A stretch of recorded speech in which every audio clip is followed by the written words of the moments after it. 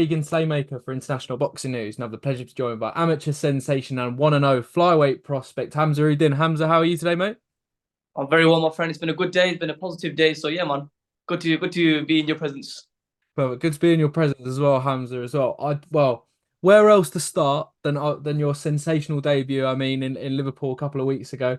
I mean, first question. I mean, how did it feel to get the pro debut out of the way, but get your pro debut done in style as well? Oh, it was surreal, mate. Honestly, like I was out of the ring for like a good 12 months. So just to be in that ring again was it was almost like a blessing. I was grateful to be in the ring again, but to have a debut like that, it was like and every kid dreams of his professional debut under the lights and whatnot. But to have it like that was perfect.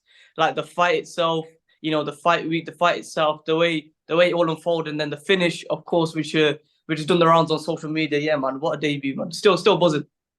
Definitely, mate, as well. I was just saying to you off camera, I mean, it's fair to say you took in kind of the whole fight week itself. Obviously, you done your face off with Maisie Rose as well, which I thought was quite funny.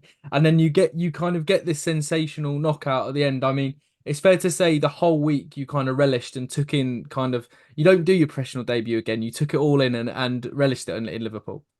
Yeah, man. Of course, like the only words I was hearing that whole week was, enjoy it. You're never gonna get this again. It's a professional that you only get one debut. So I tried my best to just take it all in, every little thing. To be honest, I was just grateful to be there because obviously when you're an amateur, you're fighting all these, top international, national boxers, but you're not getting any like recognition for it. You're not getting any media or enough. There's no cameras or nothing. But in that space, and that's in that scenario, being with Matchroom, they're top quality. So the whole setup was like it was like a dream. I was like living my dreams, like physically living my dreams. So yeah, man, I just took it all in my stride and I enjoyed every minute of it. You definitely did, mate. I can I just say the ring walk. I'm a big fan of that. Needs to happen again on June 22nd as well, mate. But we'll touch on that. I mean, are the fans expecting another another knockout performance like you did in Liverpool on June the 22nd in Birmingham as well? To be honest with you, mate, I think it's gonna be one notch better. You know what I'm saying? Because to be honest with you, the last one, like I come back from a long layoff, I went fat, I put on a lot of weight, so I've never took a, I've never, bro, I was fat, bro. I'll tell you off camera what I was weighing. I was really fat, bro, because I've never took a break from boxing in my whole life since I was like 5, 6 years old. Dad's always had me in the gym week in, week out, week in, week out. The most I've ever had is like a week off, maybe, or 2 weeks tops. But for this one, I was like 3 months out.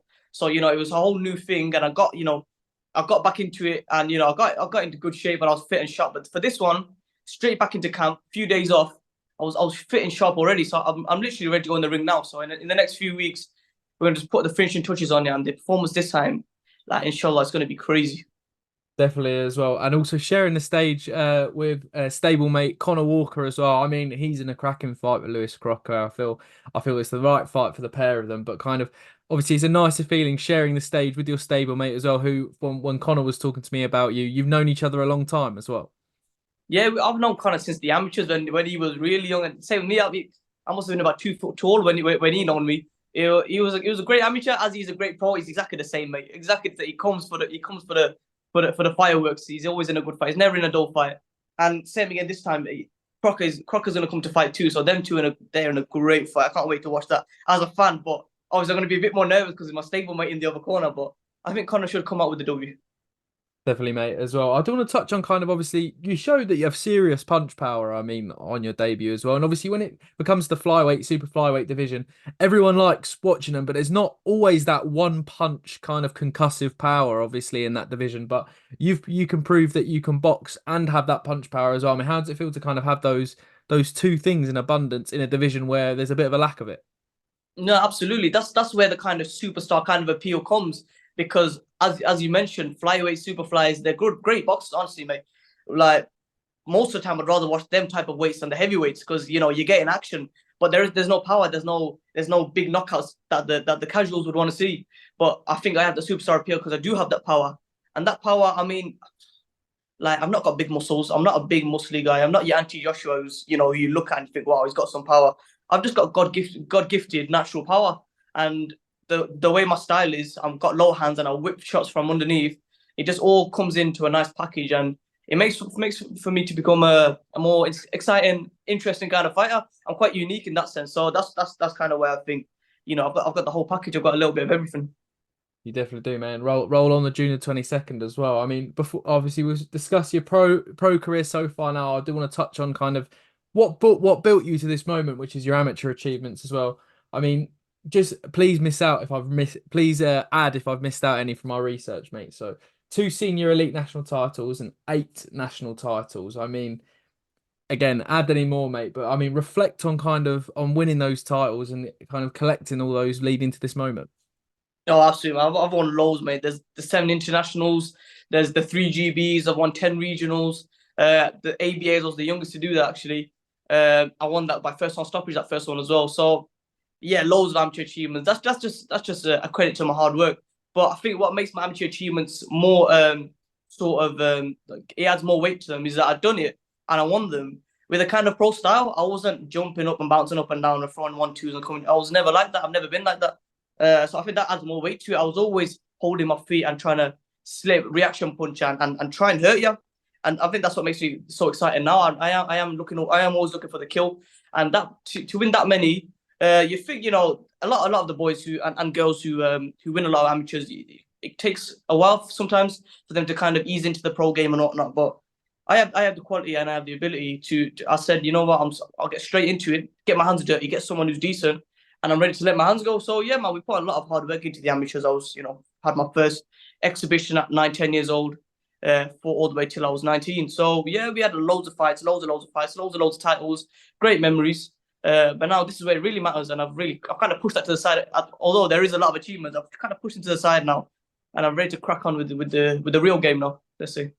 No, definitely as well. A lot of fighters, when I speak to you guys, they kind of refer to the amateurs and the pros as two different sports. You can't dwell on one while focusing on the other. So that's fair enough, mate, as well, obviously. But they did lead you to sign with Eddie Hearn, a match in boxing. I mean, talk to me. What obviously Eddie, I've seen just in a clip there doing my research. Kind of, he said that you had a fair few offers and he literally couldn't turn you down. He didn't want anyone else getting you. I mean, how did it feel getting that compliment, mate? And why was Eddie Hearn a match in boxing the right choice for you?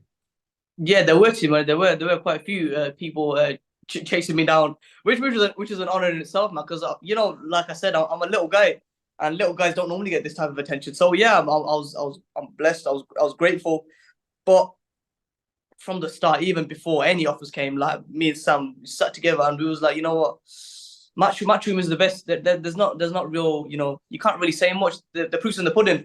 Matchroom is the best. They have the best fighters, the best stable. They got the best promoter in boxing, Eddie Hearn, and for him to say all those good words about me, even before my debut, yeah, man, it was an absolute honor. So using that as motivation, I didn't want to disappoint him, did I? So I went in the debut and I done well. But yeah, man, he's a top guy, Eddie, top guy, off camera, on camera, top guy, man. What a geezer.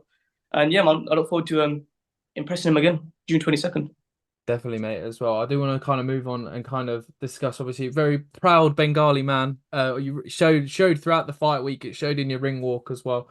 I mean, obviously, we've got Khalid Ali kind of on the Queensbury stable as well. But kind of, how does it feel to be representing the Bengali community within boxing as well? It's an honor. It's an honor. Even I say this all the time, to be able to inspire only one or two little kids at the gym, that's an honor in itself. Now I'm able to inspire my whole community, but to be able to inspire a whole country it's a completely different scale, and that is the goal eventually. I mean, we've had a lot of love and support from Bangladesh already, from the government and from even like the prime minister and whatnot. So like we've got a lot of love and support from them, and the plan is one day to go over there and fight in Bangladesh because you got to be proud of where you're from. I've never actually been, which is crazy. I'm born and bred in England. I've never been. I've always been a British boy, but like it'd be an honor. The whole country. Imagine that whole country comes out to watch you fight. It'd be an absolute honor. And Khalid's doing his thing over in London at Boxing for Queensbury, man. So yeah, we're getting there, man. There's two of us, but we're trying to inspire as many as I can, and I've done a good job in inspiring a lot already. There's some great amateur boxers coming up. So in 10 years, you're gonna really see the Hamza Uddin effect. Definitely as well. I mean, you've just mentioned there kind of you've had that kind of approach from the Prime Minister and things like that in Bangladesh. I mean, seems very, very likely that a fight over there that can happen in the not too distant future as well. Oh, absolutely, mate. That's in the plans already. But I'm trying to keep my focus away from that a little. I want to kind of go there with something to my name, a little belt maybe, and go there and defend the belt. So for now, that's I'm trying to push that to the side, but 110%, I'm gonna go out there and I want to fight down there because, to be honest, boxing wise, they are on the rope as well. So hopefully, man, we're just gonna keep working, keep grafting, and to the point where we can get a whole country seeing me fight. Imagine that. Mate, that would be sensational as well. And not only that, you'll have the two audiences. You have the Bengali community in Bangladesh, and then also in the UK as well. You'll have two countries kind of following you, Hamza. I think that would be sensational as well, mate. As well, and I do want to touch on kind of your training team as well. I asked Connor Walker this. I mean, RG Boxfit. I mean, last year they had a really good year. I mean, Danny Ball picked up the English title. Connor Walker got those two back-to-back kind of wins. Obviously, yourself kind of bursting through the ranks. I mean, what was it like training down there, mate? Yeah, man, it's a great gym. It's a great kind of atmosphere. Rich is a top man himself. So training with him, I was actually with him yesterday. Yeah, training with him, it's amazing, man. And that's what you want to be. You want to be in a gym of boxers where the goal is, well, not the same but very similar. You're all on a mission to be the best. And yeah, even training alongside Connor, man. Connor's a top bloke himself, funny guy. He's a character, and it's good to be able to train with these type of guys. And we're all learning from each other. We're all inspiring and motivating each other. So that's the kind of atmosphere, the healthy, positive atmosphere that you want to be in. And yeah, it's an absolute pleasure, man. Absolute pleasure. Definitely, mate. I mean, Hamza, thank you again for giving me your time today, mate. Oh, my last one, we ask everyone who comes on the channel this. I mean, when all said and done, what does boxing mean to you? Boxing is my entire life, honestly, mate. Like, it's my entire life. That just in that 3 month period where I took off boxing, it kind of worries me to like because I'm thinking, what the hell am I gonna do when I retire? Because boxing is everything to me. It's all I've ever known. It's all I've ever done. Uh, Training day in, day out, day in, day out. You think, bloody hell, I'm like, you must hate this, but I absolutely love it. Every day I love it more. So boxing is my life, and there's nothing I want more than to be the best in this sport. And inshallah, I'm getting there, man. I'm getting there. I'm training, training, training. And they say the more you love something, the more it loves you back. So I love boxing a lot. So inshallah, I'm gonna get it back soon. Definitely, mate. And long may it continue as well, might I add, Hamza. That was the perfect place to end. Thank you very much. And yeah, looking forward to being in Birmingham June the 22nd, mate. Cheers, mate. I'll see you there. I hope. Cheers. See you there.